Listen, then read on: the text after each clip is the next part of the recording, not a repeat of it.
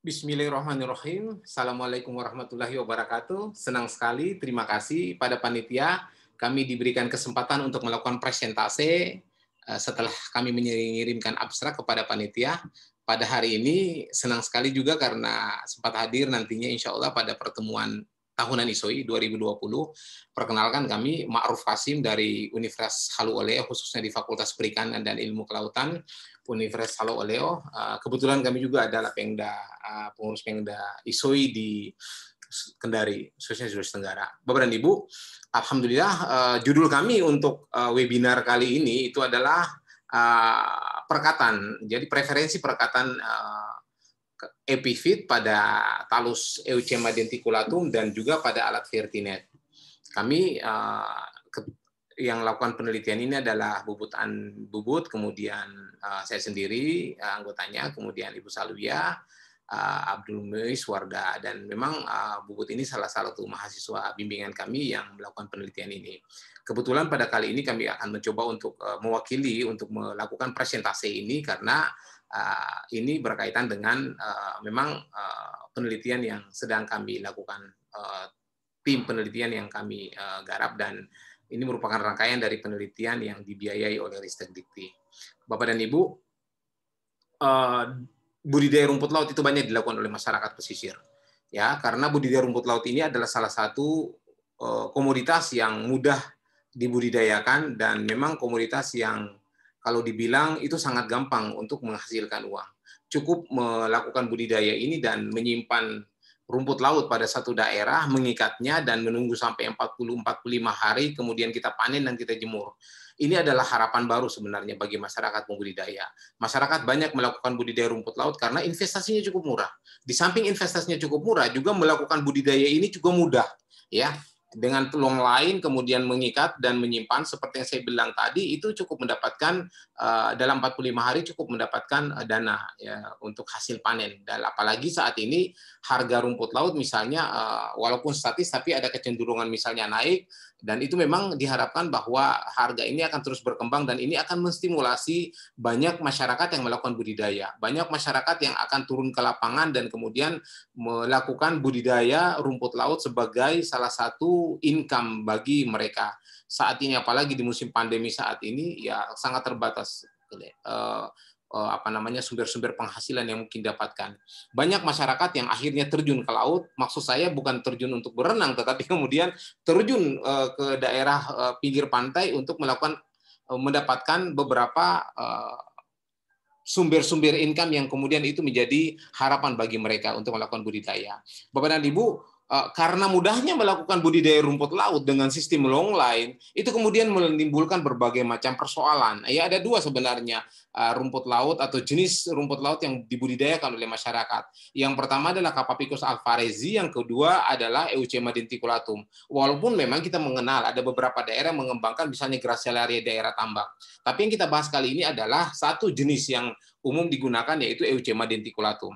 Budidaya Eucema denticulatum itu banyak dilakukan oleh masyarakat karena dia cukup tahan dan ya walaupun harganya cukup rendah tapi pertumbuhannya sangat tinggi. Dan ini merupakan alternatif yang dilakukan oleh masyarakat untuk melakukan budidaya rumput laut. Bapak dan Ibu, salah satu persoalan yang paling ya kalau dikategorikan memang tidak terlalu serius, tapi kemudian ini menjadi suatu persoalan yang cukup merepotkan masyarakat pesisir adalah perekatan epifit. Epifit ini kalau tumbuh subur itu tidak hanya menurunkan produksi, tapi kemudian banyak rumput laut yang kemudian akan terserang oleh hama. Ya, Bapak dan Ibu, epifit itu beberapa penelitian mengatakan bahwa perekatan epifit pada talus itu bisa menurunkan produksi rumput laut di beberapa daerah yang ada di Indonesia misalnya. Kami lakukan penelitian untuk melihat sebenarnya preferensi perekatan epifit itu di mana saja. Apakah memang ketika dia muncul atau menempel pada tali juga menempel pada talus misalnya. Kita coba melakukan penelitian ini karena ini sangat penting untuk bagaimana mengelola atau mengantisipasi perekatan epifit ini dalam budidaya rumput laut.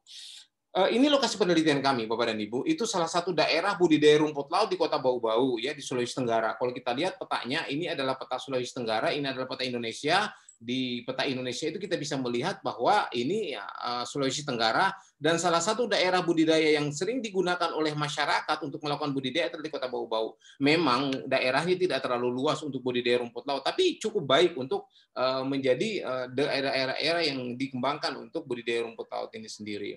Ini akhirnya kami jadikan sampling site untuk melakukan penelitian karena memang daerah ini cocok untuk budidaya rumput laut. Kemudian yang kedua, kita bisa melihat alat-alat kami lebih mudah. Kemudian yang paling penting adalah kontrol untuk melakukan budidaya, melakukan penelitian-penelitian untuk mendapatkan hasil yang bisa baik dan terkontrol serta memenuhi standar dalam metode itu bisa kita lakukan di sini. Ini adalah Vertinet. Vertinet ini adalah salah satu inovasi yang kami kembangkan untuk melakukan budidaya rumput laut. Vertinet ini adalah pipa yang kemudian kami rangkai dengan jaring dan untuk melakukan budidaya rumput laut. Dia menggunakan kolom bawah untuk melakukan budidaya rumput laut. Dan kolom bawah inilah yang kita upayakan untuk kemudian dimanfaatkan karena banyak usaha budidaya itu hanya memanfaatkan kolom atas tapi tidak memanfaatkan kolom bawah. Nah, banyak orang melakukan budidaya misalnya dengan long line tapi kemudian vertical long line. Kami mengembangkan vertical net. Vertical net ini kami ke bawah dan kemudian net ini berfungsi untuk menjaga rumput laut tidak diserang oleh hama, ikan dan penyu. Ya, ini juga sebenarnya untuk meningkatkan tingkat keberhasilan dari penelitian kami karena yang kita ingin lihat adalah bagaimana sistem perekatan dari epifit dan memang tidak dimakan oleh ikan supaya data kami bisa dapat.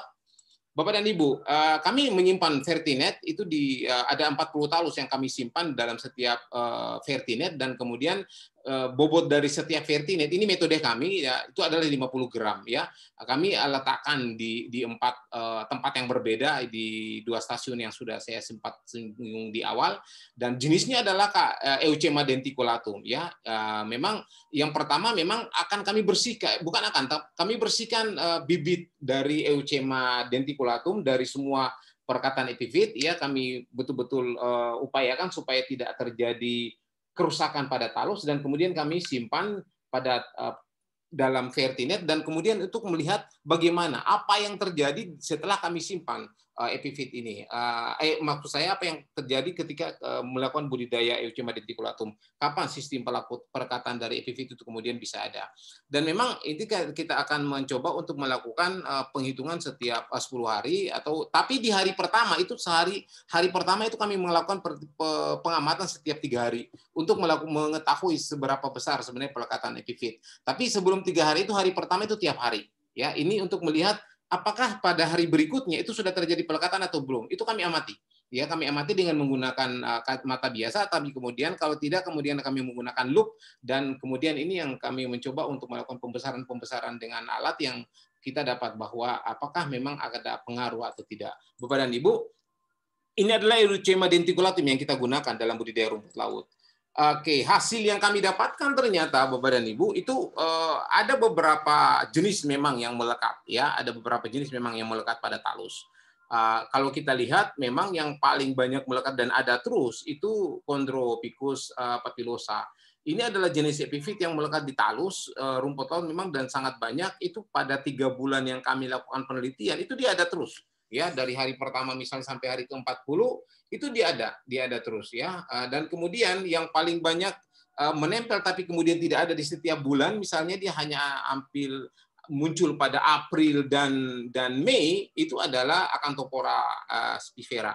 Ini adalah jenis epifit yang kemudian ketika Juni ya kami dapatkan bahwa dia sudah tidak ada ya itu. Tapi kemudian ada satu jenis kemudian yang ada tapi di setiap bulan itu muncul pada hari 10 dan kemudian kita lihat lagi pada hari ke-40. Ini menarik sebenarnya karena apa? Di hari ke-30 malah kita tidak melihat itu ya, itu. Namanya Lawrencia papilosa.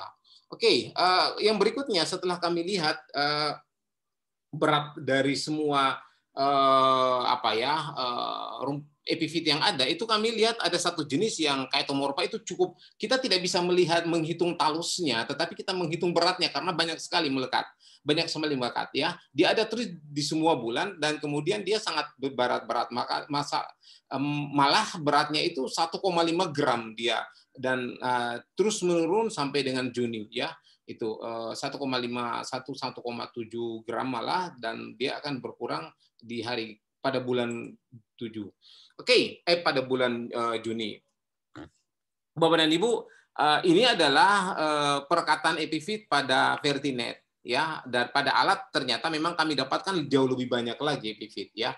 Dan memang ada beberapa jenis seperti Caertomorpha crassa itu ada terus dan memang pada terus pada di alat, ya. Jadi di alat itu sebenarnya setelah kami lihat memang sebagai tempat pelekatan dari epifit dan kemudian banyak yang melekat pada alat tapi tidak melekat pada talus. Dia cukup melekat pada alat. Ya, seperti misalnya kayak Tomorpa ini melekat pada alat, tapi kemudian kami hampir tidak dapatkan pada talus. Kemudian juga ada Padina misalnya itu tidak ada, jadi dia hanya melekat pada alat, ya itu. Dan Sargassum misalnya atau misalnya Coleoptera misalnya itu kita dapatkan pada alat. Jadi ada berbeda, ya. Bapak dan Ibu, berbeda antara yang melekat pada talus dan melekat pada talus. Walaupun memang si kurungan ini itu adalah kurungan dari rumput lautnya itu sendiri. Saya diminta 7 menit saja presentasi lewat online ini. Ini adalah berat dari Caertomorpha crassa yang kami timbang untuk di alatnya dan memang itu terus bertambah dan sangat tinggi pertumbuhannya di bulan Mei. Ini adalah pertumbuhan dari berat dari seaweed yang kami hitung. Kami melihat apakah memang ada pengaruh perubahan pertumbuhan seaweed berkaitan dengan pelekatan epifit, dan memang kami lihat bahwa tidak terlalu signifikan memang perekatannya ketika kita budidaya dengan Fertinet, ya. Bapak dan Ibu, akhirnya kami ingin mengatakan bahwa perekatan epifit itu ada di mana saja, termasuk di talus dan alat. Tapi kemudian kami mendapatkan ada beberapa alat yang kemudian ada beberapa jenis yang melekat pada alat tapi kemudian tidak pada talus Capapicus auto, tidak pada talus Euchema denticulatum. Dan memang Caertomorpha crassa adalah salah satu jenis yang melekat hampir banyak sekali pada alat tapi kemudian kita dapatkan sangat minimal pada talus Euchema denticulatum. Dan kalau kita bisa melihat bahwa pertumbuhan tidak terganggu dengan Fertinet, dan ini merupakan upaya sebenarnya yang kami lakukan bagaimana meminimalisasi pengaruh dari epifit untuk kemudian tidak menurunkan produksi rumput laut. Dan kemudian kami juga melihat bahwa faktor lingkungan itu sangat berpengaruh terhadap proses pertumbuhan dari rumput laut. Terima kasih Bapak dan Ibu, mohon maaf atas kekurangannya. Kami juga terima kasih kepada panitia. Presentasi ini kami persembahkan dalam rangka kegiatan ISOI tahunan ini. Wabillahi taufik wal hidayah. Wassalamualaikum warahmatullahi wabarakatuh.